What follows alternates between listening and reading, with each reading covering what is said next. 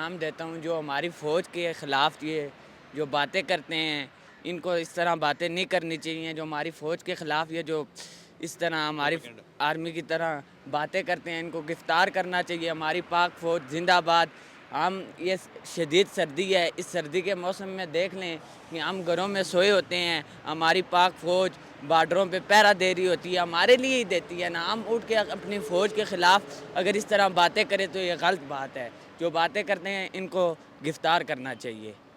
آپ جانتے ہیں کہ پاکستان میں دہشت گردی خان صاحب کے دور میں بہت زیادہ ہوئی ہے، اور اس کے وجوہات یہ ہیں کہ افغانستان سے آئے گئے بہت سے لوگ جو کہ پاکستان میں رہے، ان کے بچے یہاں بڑے ہوئے، اور جب جہاں سے ان کو نکالا گیا تو ان کے اندر ایک دہشت گردی کا جنون پیدا ہوا، جو کہ ہمارے ملک کے اہم عناصر پر بہت زیادہ اثر پڑا. اس کی وجہ سے آج اگر ہم اپنے ملک میں چین سے اور سکون سے سو رہے ہیں، ہمارے بچے چین سے ہیں، تو وہ ہے صرف پاک آرمی کی وجہ سے. اور ہم اپنے پاک آرمی کے شانہ بشانہ کھڑے ہیں، اور ہم اپنی پاک آرمی کو سلام کرتے ہیں، سلوٹ کرتے ہیں.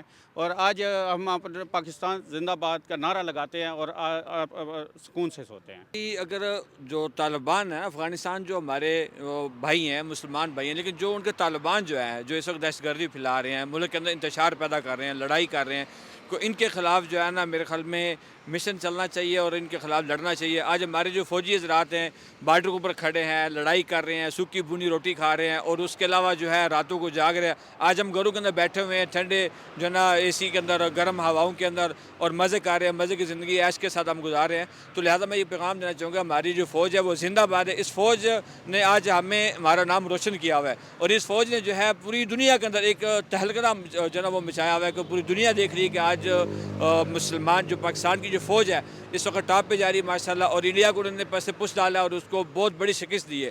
تو آج میں یہ پیغام دینا چاہوں گا، جو آج جتنے میں میرے بھائی میری ویڈیو کو دیکھ رہے ہیں، تو ہم اپنے فوج کو سپورٹ کریں، فوج کے حق میں ہم لڑیں اور ان کے ساتھ کھڑے ہو جائیں، اور ان کے لیے جو ہے نا اپنا جان مال تک ایک کریں.